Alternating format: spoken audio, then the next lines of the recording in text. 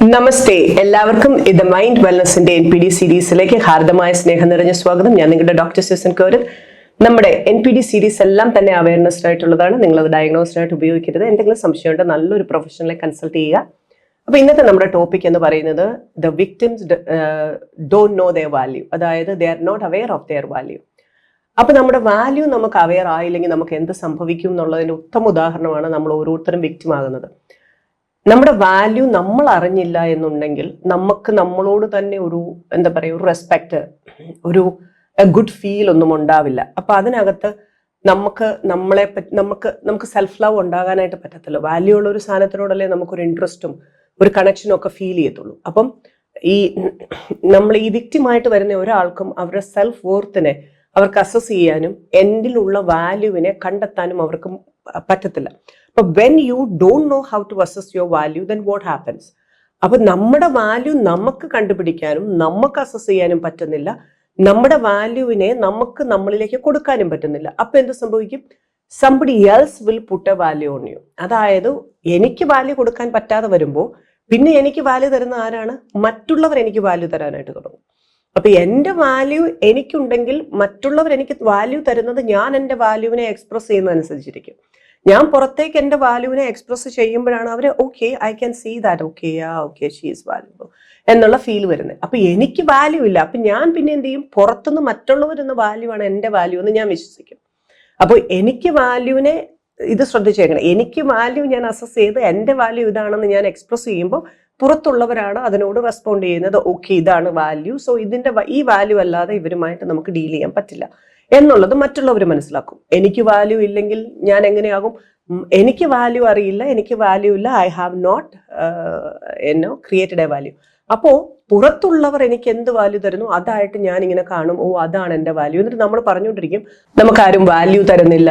അങ്ങനെ ഒരു ഫീല് നമുക്ക് വരും. മറ്റുള്ളവരിൽ നിന്നാണ് നമ്മളത് അബ്സോർബ് ചെയ്യുന്നത്. അപ്പൊ പിന്നെ നമുക്ക് വാല്യൂ ക്രിയേറ്റ് ചെയ്യുക എന്ന് പറയുന്നത് ഭയങ്കര ബുദ്ധിമുട്ടായത് കൊണ്ട് തന്നെ നമ്മൾ എന്ത് ചെയ്യും? We beg for value.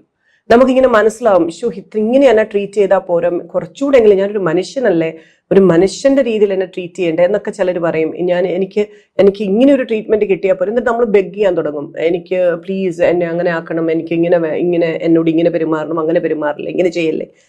ഈ ബെഗ്ഗിങ് വന്നു കഴിയുമ്പോഴത്തേനും നമുക്കിത് ഭയങ്കര ബുദ്ധിമുട്ടായിട്ട് നമ്മൾ കംപ്ലീറ്റ് വിക്ടിമിന്റെ ലെവലിലേക്ക് നമ്മൾ മാറുകയും ചെയ്യുന്നു. നമ്മൾ എപ്പോഴും നമ്മൾ ശ്രദ്ധിക്കേണ്ട ഒരു കാര്യം എന്നാന്ന് വെച്ച് കഴിഞ്ഞാൽ നമ്മൾ ഒരു വാല്യൂ ഇല്ലാതെ നമ്മൾ ഒരിടത്തേക്ക് ചെല്ലുകയാണെങ്കിൽ നമ്മുടെ അടുത്തേക്ക് ആളുകൾ ക്വസ്റ്റ്യൻസ് റേസ് ചെയ്യാൻ തുടങ്ങും. നിന്നെ ഞാൻ എന്തിനിങ്ങനെ ട്രീറ്റ് ചെയ്യണം? Why should I treat you with value? നിനക്ക് എന്തിരുന്നിട്ടാണ്? നീ എന്ത് കാണിച്ചിട്ടാണ്? നീ എങ്ങനെ? കാരണം അവർ എസ്റ്റാബ്ലിഷ് ചെയ്യാൻ പോകുന്നത് അവർ നിങ്ങൾക്ക് തന്ന വാല്യൂ കറക്റ്റ് ആണ് എന്നുള്ള രീതിയിലാണ്. ഇതാണ് നിങ്ങൾക്ക് തന്ന വാല്യൂ, ഇതനുസരിച്ചാണ് നിങ്ങൾക്ക് ഇനി വാല്യൂ ഉണ്ടാകാൻ പോകുന്നത്, ഇതേ ഞാൻ ചെയ്യത്തുള്ളൂ എന്നാണ് അവർ പറയുന്നത്. കാരണം നമ്മൾ ആദ്യം മുതലേ നമ്മുടെ വാല്യൂ നമ്മൾ എസ്റ്റാബ്ലിഷ് ചെയ്തിട്ടില്ല, അവരാണത് ചെയ്യുന്നത്. പക്ഷെ ഇവിടെ നമ്മൾ നോക്കുമ്പോൾ നമ്മളെ സംബന്ധിച്ചിടത്തോളം മനുഷ്യർക്ക് ഒരു ഇതില്ലേ, ഇങ്ങനെയൊക്കെയാണോ പെരുമാറുന്നത്, എന്നെ ഒരു മനുഷ്യന്റെ രീതിയിലെങ്കിലും കണ്ടുകൂടെ എന്നൊക്കെ പറഞ്ഞിട്ട്. അപ്പൊ അവർ ചോദിക്കുന്ന why should I treat you like that? കാരണം നിങ്ങൾക്ക് അങ്ങനെ ഒരു വാല്യൂ ഉണ്ടെന്ന് നിങ്ങൾ എപ്പോഴെങ്കിലും ഏതെങ്കിലും സമയത്ത് എസ്റ്റാബ്ലിഷ് ചെയ്ത് കാണിച്ചിട്ടില്ല. കാരണം വാല്യൂ ഉള്ള ഒരാള് ഒരു കാരണവശാലും വേറൊരാൾ നിങ്ങളെ വാല്യൂലെസ് ആയിട്ട് ട്രീറ്റ് ചെയ്യാൻ സമ്മതിക്കില്ല. കാരണം അത് നിങ്ങളുടെ വാല്യൂ ആണ്, നിങ്ങളുടെ വർത്താണ്. അപ്പം ഇവിടെ ഉള്ള ഒരു പ്രശ്നം ഉണ്ടാകുന്നത് മിക്കവാറും അബ്യൂസർ വിക്ടിം എന്നുള്ള രീതിയിലേക്ക് വരുമ്പോൾ അവർക്ക് എസ്റ്റാബ്ലിഷ് ചെയ്യാൻ പറ്റും മറ്റുള്ളവർ മുമ്പിൽ. നമ്മൾ പലപ്പോഴും പറഞ്ഞു കേട്ടിട്ടില്ലേ, എനിക്ക് ആരുടെടുത്തും പറഞ്ഞു മനസ്സിലാക്കാൻ പറ്റില്ല ഇയാൾ എന്നെ അബ്യൂസ് ചെയ്യും. ഇതിന്റെ മെയിൻ റീസൺ എന്നാണെന്നറിയാമോ? This person knows how to മറ്റുള്ളവരോട് എങ്ങനെയാണ് നിങ്ങൾക്ക് വാല്യൂ ഇല്ല എന്നുള്ള രീതിയിലും ഞാൻ കൊടുക്കുന്ന വാല്യൂ എത്രയോ വലുതാണ് എന്നുള്ള രീതിയിൽ എസ്റ്റാബ്ലിഷ് ചെയ്യാൻ പറ്റും അയാൾക്ക്. കാരണം നിങ്ങൾക്ക് വാല്യൂ ഇല്ല, അയാൾ ഇത്രയും വാല്യൂ ഞാൻ കൊടുക്കുന്നുണ്ടെന്നുള്ള രീതിയിൽ എസ്റ്റാബ്ലിഷ് ചെയ്യാൻ പറ്റും. കാരണം നിങ്ങൾക്ക് ഓൾറെഡി വാല്യൂ നിങ്ങളുടെ എന്താണെന്നുള്ളത് നിങ്ങൾക്ക് അറിയില്ല. അപ്പൊ നിങ്ങൾ എന്ത് ചെയ്യും? പുറത്ത് പോയിട്ട് ഇല്ല എനിക്കിതിൽ കൂടുതൽ വാല്യൂ ഉണ്ടെന്ന് ഒരാളോട് പറഞ്ഞു മനസ്സിലാക്കാൻ നിങ്ങൾക്ക് പറ്റുന്നില്ല. അങ്ങനെ വന്നു കഴിയുമ്പോഴത്തേനും ആരോടും നിങ്ങൾക്ക് നിങ്ങളുടെ കാര്യങ്ങൾ പറഞ്ഞു മനസ്സിലാക്കാനുള്ള ഒരു അവസരമോ, അല്ലെങ്കിൽ അവസരം കിട്ടും, പക്ഷെ ആ രീതി നിങ്ങൾക്ക് മനസ്സിലാവാത്തത് കൊണ്ട് തന്നെ, അതെങ്ങനെ വേണമെന്നറിയാത്തത് കൊണ്ട് പലപ്പോഴും നിങ്ങൾ പറയുന്നത് അവർക്ക് മനസ്സിലായിക്കൊള്ളണം എന്നില്ല. ആ വാല്യൂവിനെ എസ്റ്റാബ്ലിഷ് ചെയ്യാൻ പറ്റാത്തത് കൊണ്ട് തന്നെ. പക്ഷെ whenever you wanted to establish your value, അത് നിങ്ങൾ പുറത്തെ വാല്യൂവിനോട് പറയണം. So this is not what I am, this is not I am, ഞാൻ ഈ വാല്യൂ അല്ല അക്സെപ്റ്റ് ചെയ്യാൻ പോകുന്നത്, എനിക്കൊരു വാല്യൂ ഉണ്ടാകണം.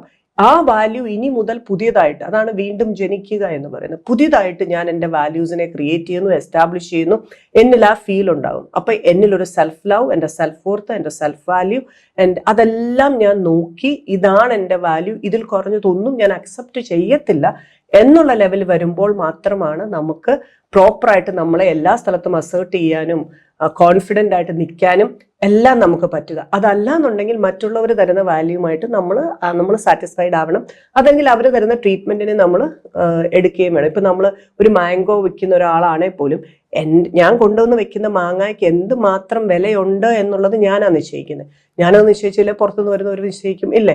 അത് കഴിയുമ്പോഴത്തേനും നമ്മൾ അവിടെ കിടന്നുകൊണ്ട് പറ്റില്ല, അത്രയുമല്ല വാല്യൂ, നിങ്ങൾ എനിക്ക് കുറച്ചുകൂടെ തരണം, അങ്ങനെ എങ്ങനെയാന്നൊക്കെ പറയുമ്പോൾ അവർ കിടന്നുകൊണ്ട് പറയും എങ്ങനെ തരാൻ, എന്തിനാണ്, ഇതിനെന്താ ഇത്ര പ്രത്യേകത, അത് അങ്ങനെയല്ല ഇങ്ങനെയല്ല എന്ന് പറയുമ്പോൾ നമ്മളിങ്ങനെ ആണോ ഒന്ന് അടുത്ത വിലയ്ക്ക് കൊണ്ടുപോകും എന്ന് പറയുന്ന ഒരു അവസരത്തിലേക്ക് നമ്മൾ വരും. പക്ഷെ അതേ സമയത്ത് നമ്മുടെ മാംഗോയുടെ വിലയും അതിന് എന്തുമാത്രം ക്വാളിറ്റീസ് ഉണ്ടെന്നും എങ്ങനെയാണെന്നും അറിഞ്ഞ് നമ്മൾ അതിനെ വിൽക്കാൻ ശ്രമിക്കുമ്പോൾ മാത്രമാണ് നമ്മൾ ഉദ്ദേശിച്ച വിലയും നമ്മൾ ഉദ്ദേശിച്ച രീതിയിൽ ആ മാംഗോക്കുള്ള ഒരു ക്വാളിറ്റിയുടെ ഒരു പ്ലേസ്മെന്റും ഒക്കെ നമുക്ക് കിട്ടുക.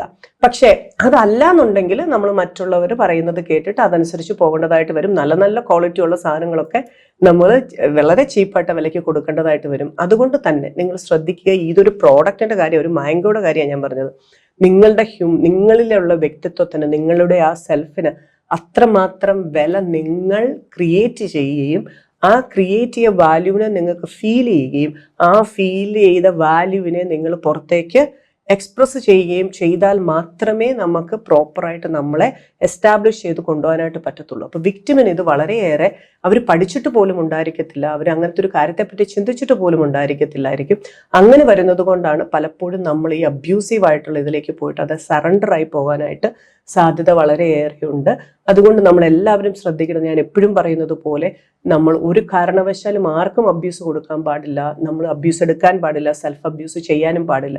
അതിനു വേണ്ടിയിട്ട് നിങ്ങൾ നിങ്ങളുടെ വാല്യൂവിനെ അസസ് ചെയ്യുകയും എവിടൊക്കെ വാല്യൂസിനെ ഇൻക്രീസ് ചെയ്യാനാണോ നോക്കുകയും സെൽഫ് ലവിനെ ഏറ്റവും നന്നായിട്ട് പ്രൊമോട്ട് ചെയ്യുകയും ചെയ്യുക. നമുക്ക് എല്ലാവർക്കും പീസ്ഫുൾ ആയിട്ട് ഹാപ്പി ആയിട്ടും പ്രോഗ്രസീവായിട്ടും ജീവിക്കാനുള്ള എല്ലാ അവകാശവും കൊണ്ട് അതിന് ദൈവം നമ്മെ എല്ലാം അനുഗ്രഹിക്കട്ടെ.